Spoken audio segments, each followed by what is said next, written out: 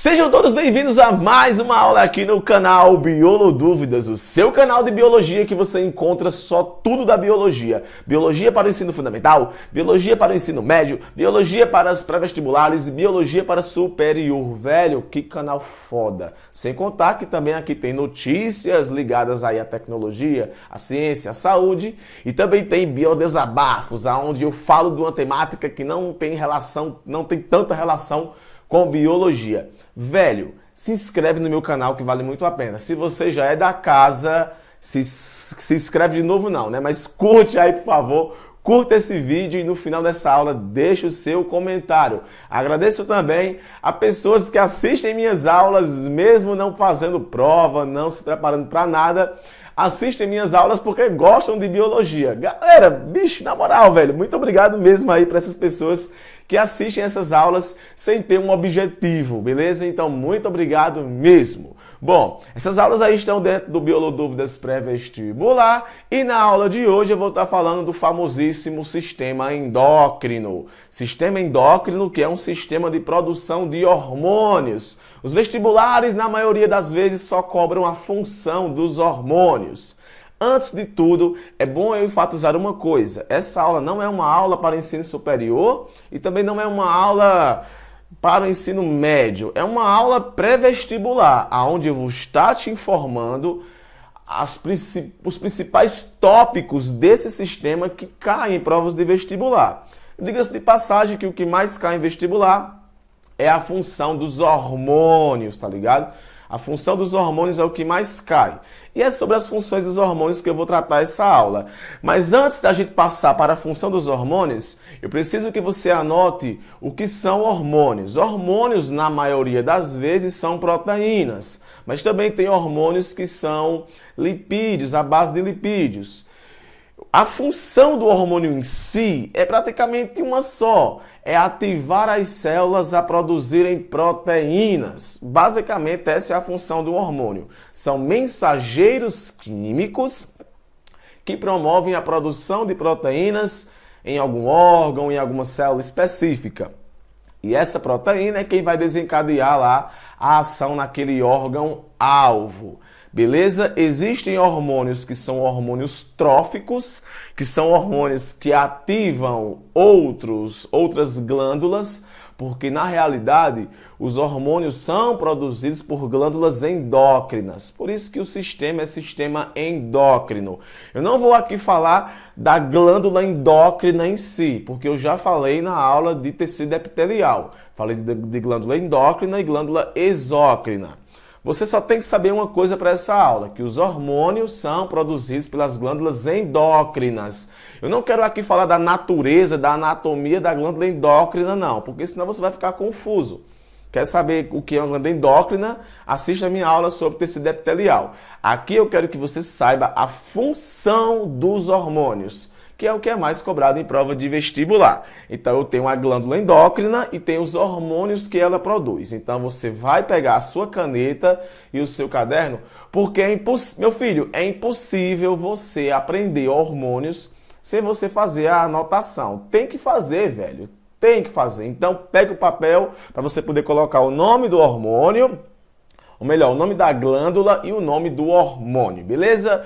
Então, sem mais delongas, vem comigo aí saber a função dos hormônios e as suas respectivas glândulas que os produzem. Não sei nem se existe esse termo, mas tudo bem, tá valendo.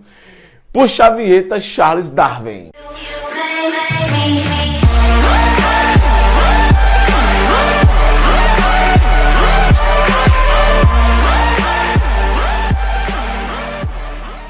Beleza, né? Como eu falei, o que mais cobra nos vestibulares é a função do hormônio em si. O que é que ele faz, o que é que ele deixa de fazer. E a ação do hormônio na condição de mensageiro é ativar a célula a produzir proteínas. Entretanto, eu vou explicar aqui o negócio, mas o foco da minha aula é explicar a função do hormônio. O hormônio em si, ele pode ativar a célula, tanto na membrana, o hormônio ele vem e se liga na membrana a receptores específicos, o que ocasiona aí desencadeia a produção de uma proteína, ou alguns hormônios podem entrar dentro da célula e no citoplasma se unir a uma outra molécula e essa outra molécula aí desencadear a produção da proteína.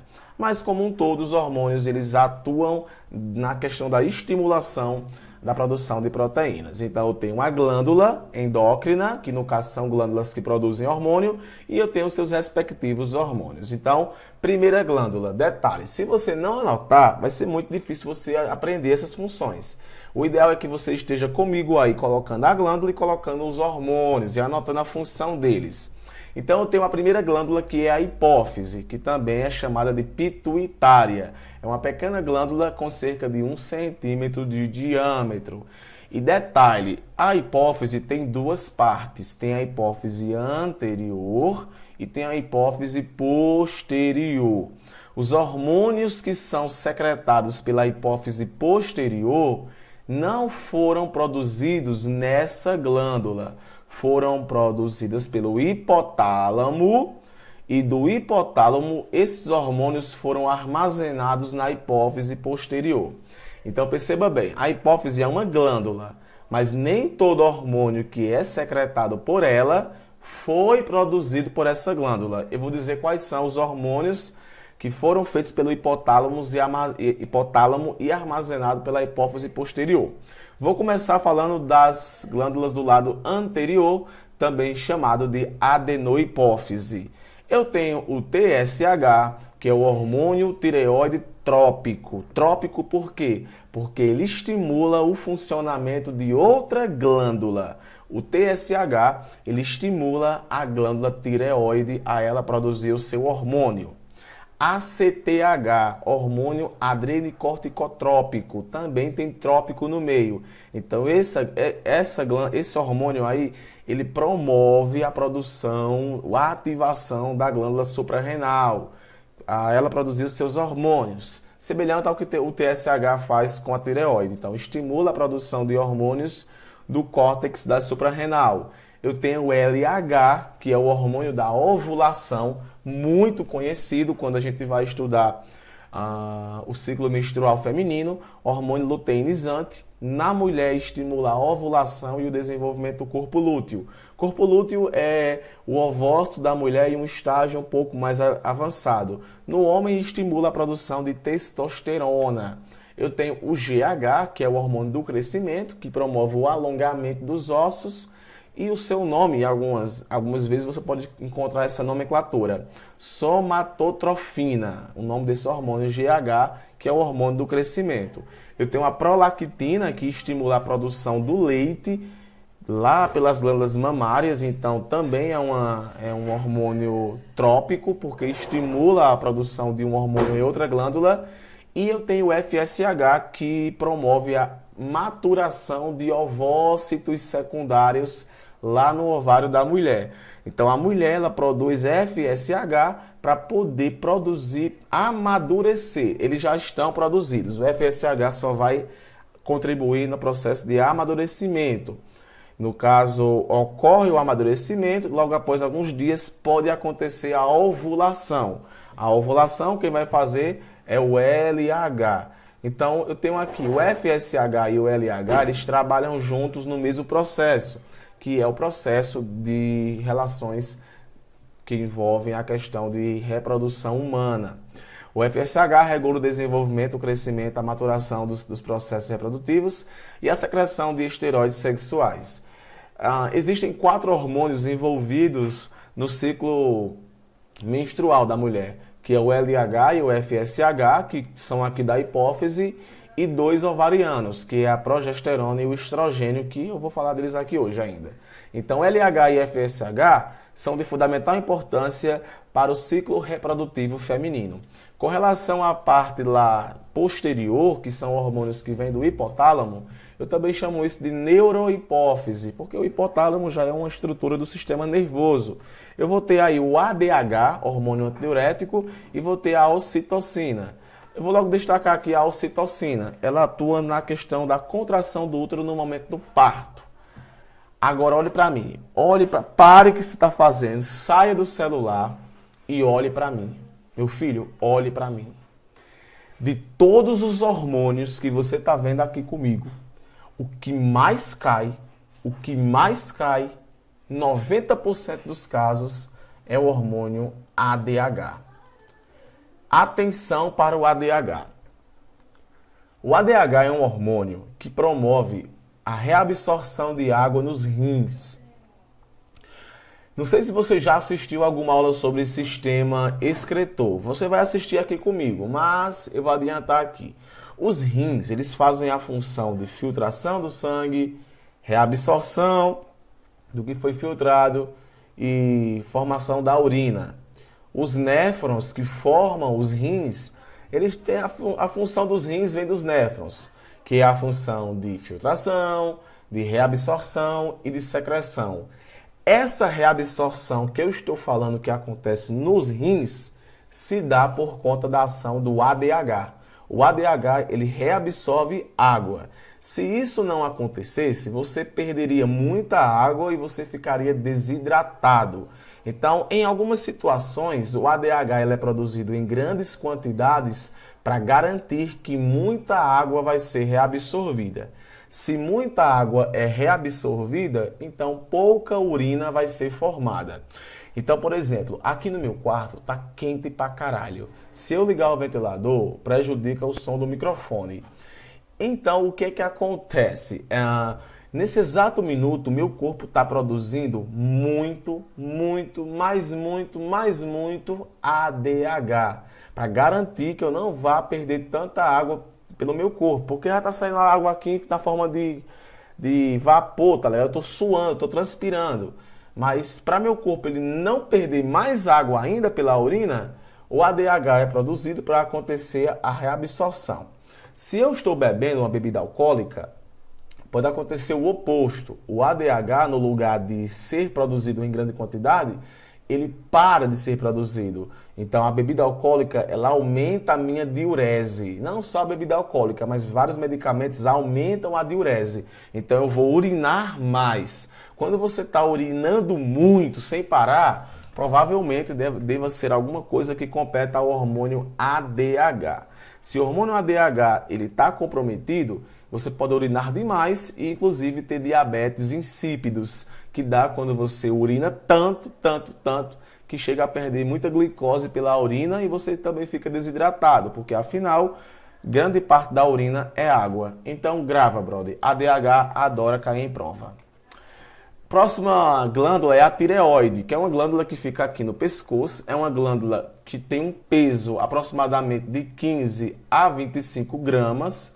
Brother, é uma glândulazinha bem grande mesmo. Tem forma de borboleta. E essa tireoide, ela produz 3 hormônios que são bem interessantes. 2 hormônios ligados ao metabolismo de respiração celular e uma ligada à questão do controle do cálcio. O T3 e o T4, que é a tetraiodottironina e o triiodottironina, eles aumentam o consumo de oxigênio, eles aumentam o metabolismo. Então, o que é que eles fazem? Estimulam a oferta e ao consumo de oxigênio, estimulam a frequência dos batimentos cardíacos, aumentam o fluxo sanguíneo. Então, são hormônios ligados diretamente à questão do metabolismo. Acontece de perguntar aí para você o seguinte, que no Brasil, existe aqui no Brasil uma lei de que o sal de cozinha tem que ter uma quantidade mínima de iodo. Isso porque o sal iodo, que iodo é um sal mineral, esse iodo ele faz parte, ele é um componente do hormônio T3 e T4. Então, para acontecer a síntese desse hormônio, tem que ter iodo. E nós brasileiros, nós temos uma dieta pobre em iodo.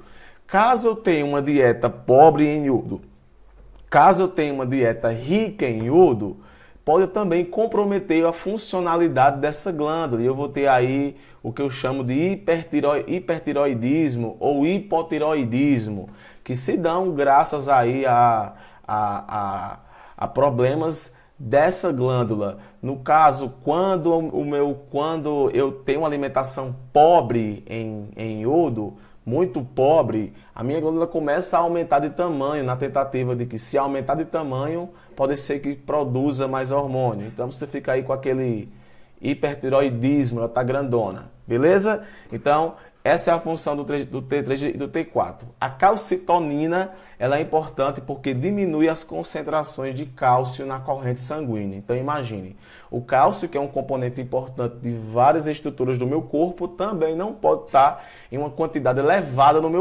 meu sangue. Então se eu tenho muito cálcio no sangue, a calcitonina ela é mandada para poder diminuir essa quantidade de cálcio. A calcitonina ela atua diretamente com o paratormônio, que é um hormônio da paratireoide, que eu não vou ler aqui esse textozinho não, mas a paratireoide também fica aqui, próximo, no pescocinho aqui da gente, certo? E a paratireoide são glândulas que são mais ou menos umas 4 glândulas pequenininhas que ficam por aqui. E essa glândula, elas produzem o paratormônio, que é um hormônio que aumenta a quantidade de cálcio no sangue. Então, calma, bora agora respirar, que eu tenho aqui um feedback. Quando acontece um aumento na quantidade de paratormônio, isso indica que vai haver um aumento da quantidade de cálcio no sangue. Então, muito cálcio vai aumentar no sangue. Quando tem muito cálcio no sangue, a calcitonina vem e diminui. Quando tem uma baixa quantidade de cálcio, o paratormônio é produzido para aumentar a calcitonina. E fica nessa. Paratormônio aumenta, calcitonina diminui. Anote isso. Calcitonina aumenta, calcitonina diminui a concentração de cálcio e paratormônio aumenta. Próxima glândula conhecida demais, o pâncreas. Pâncreas, que é uma glândula mista, porque vai ter função endócrina e exócrina. A função exócrina do pâncreas está relacionada à produção do suco pancreático, que vai estar atuando no processo de digestão, lá no intestino delgado. A parte endócrina do pâncreas vai estar produzindo hormônios como a insulina e o glucagon. 2 hormônios já batidos porque são muito conhecidos até por aquele aluno mais fraco. Células beta produzem insulina. Células alfa produzem glucagon. O que é que a insulina promove? A diminuição da concentração de glicose no sangue. Isso porque a insulina, ela possibilita a entrada de glicose nas células. Então, se tem muita glicose no sangue, a insulina ela proporciona a entrada de glicose nas células. O glucagon, ele já faz o oposto, ele promove o aumento da quantidade de glicose no sangue. No caso, a hiperglicemia. Patrick, é o glucagon que vai virar glicose? Não. O glucagon ele é importante para que aconteça o processo de glicogenólise, que é a liberação de glicose pelo fígado. Então, se tem muita glicose, quem vai atuar é a insulina, que vai diminuir. Se tem pouca glicose, quem vai atuar é o glucagon, que vai fazer com que aumente a quantidade de glicose. A diabetes mellitus e por aí vai, está ligada à questão de insulina. Ou porque o seu corpo, o pâncreas, não está fazendo insulina, ou porque o seu corpo criou uma resistência à sua insulina. Dos 2 modos, vai existir uma grande concentração de glicose no sangue, porque a insulina não vai estar colocando para dentro. Ou porque ela é resistente, seu corpo resistiu a elas, ou porque o pâncreas não está funcionando. Então, a partir de hoje, falou em diabetes mellitus, está ligada ao metabolismo da glicose, ao que compete ao seu transporte para o interior da célula. Então, insulina, ação hipoglicêmica. Glucagon, ação hiperglicêmica. Beleza? Suprarrenal. Glândula suprarrenal ou glândulas adrenais são glândulas endócrinas envolvidas por uma cápsula fibrosa situada acima dos rins. Então tá aqui, ó, a adrenal. A adrenal é uma glândulazinha bem interessante, vai ter nos 2 rins, e ela tem 2 regiões, tem um córtex e tem a medula. Córtex é essa partezinha aqui mais externa e medula é a parte interna. O córtex vão ter 2 hormônios que são conhecido como nome difícil da bexiga, mineralocorticoides, corticoides ou melhor, e glicocorticoides, que vão ser a aldosterona, que aumenta a reabsorção de sódio lá nos rins. Nos rins, além de ter a ação do ADH, que promove a reabsorção de água, também tem a aldosterona, que promove a reabsorção de sódio.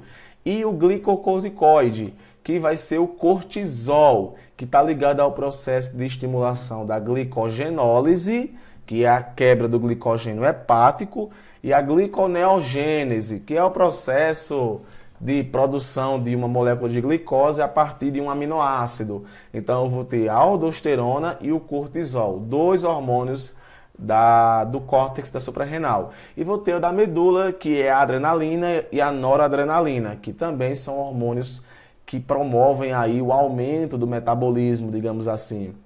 São hormônios do medo, que chamamos. A frequência cardíaca, a pressão, esses hormônios aí atuam em cima disso. Mas além disso, a noradrenalina é um dos principais neurotransmissores que existe. Neurotransmissor está ligado ao sistema nervoso, às sinapses, que você um dia vai conhecer ou já conhece. Beleza? Então eu tenho a aldosterona, o cortisol, a adrenalina e a noradrenalina. E por fim eu tenho as gônadas. Testículos vai produzir a testosterona, que é o hormônio que promove o desenvolvimento, né, dos espermatozoides no homem e também os seus traços masculinos, pelos, voz grossa, essas coisas. E os hormônios da glândula ovário. Mulher vai ter também 2 ovários, homem tem 2 testículos, mulher tem 2 ovários. E vai ter a progesterona e o estrógeno. Progesterona e estrogênio são hormônios relacionados à preparação do corpo da mulher para uma implantação, para uma gravidez. Então, progesterona e estrogênio são hormônios relacionados a proporcionar para a mulher uma gravidez. Isso porque os dois hormônios tanto contribuem para o desenvolvimento de gametas na mulher, como também contribuem para a formação do endométrio, que é uma camada que reveste o útero para poder ocorrer o processo de implantação pelo zigoto. E a progesterona e o estrógeno, junto com o FSH e o LH, são os hormônios relacionados ao ciclo menstrual da mulher. Beleza? É tanto hormônio que você fica doido. Se eu tô doido, imagine vocês. Por isso que eu falei que tem que anotar. Aqui no YouTube tem algumas paródias que faz com que você decore os hormônios. Só que eu confesso que eu nunca encontrei uma boa suficiente que traga a função de todos os hormônios. Então uma paródia que faça com que você decore a função de 2 hormônios, para mim não é interessante. Então o ideal é que você tivesse feito uma tabela e com essa tabela você tenha colocado o hormônio e a glândula, ou melhor, a glândula e os hormônios e a sua função.